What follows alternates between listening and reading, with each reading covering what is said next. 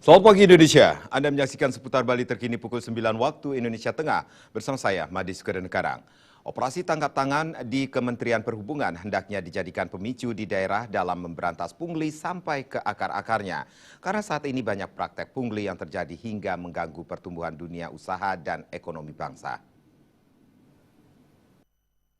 Penangkapan pelaku pungli di Kementerian Perhubungan beberapa waktu lalu menjadi satu catatan akan keseriusan pemerintah dalam memberantas segala bentuk macam korupsi.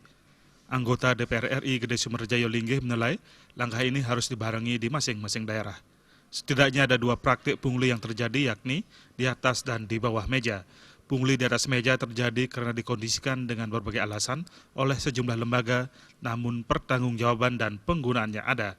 Beda halnya pungli di bawah meja yang peruntukan dan penggunaannya tidak jelas. Perlu tindakan nyata bagi penegak hukum dan kepala daerah dalam mewujudkan hal ini, bukan hanya semata-mata memberikan keuntungan yang didapat dengan menyampingkan dampaknya. Kalau saya melihat yang di Pak Jokowi melakukan gebrakan ini bukan hanya shock terapi, tapi saya melihat ini adalah permulaan daripada rencana penertiban secara menyeluruh. Sekarang mungkin di Departemen Perhubungan. Besok saya lihat mungkin akan terjadi di BPN, Badan Pertanahan Nasional. Termasuk di tempat-tempat lain yang masih memungkinkan adanya pungutan-pungutan liar ini akan segera. Termasuk di daerah, bukan hanya di pusat.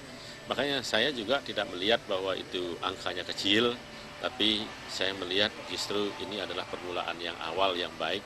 Walaupun nanti banyak yang menyampaikan bahwa ini adalah dikaitkan dengan adanya isu politik dan sebagainya. Saya tidak melihat ke situ, tapi saya melihat kepastian daripada dunia usaha akan semakin pasti ketika.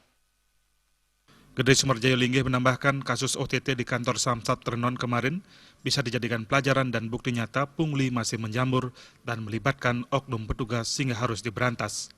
Terima Jordan Rias, Bali TV. Ikuti seputar Bali terkini 1 jam datang. Selamat pagi dan sampai jumpa.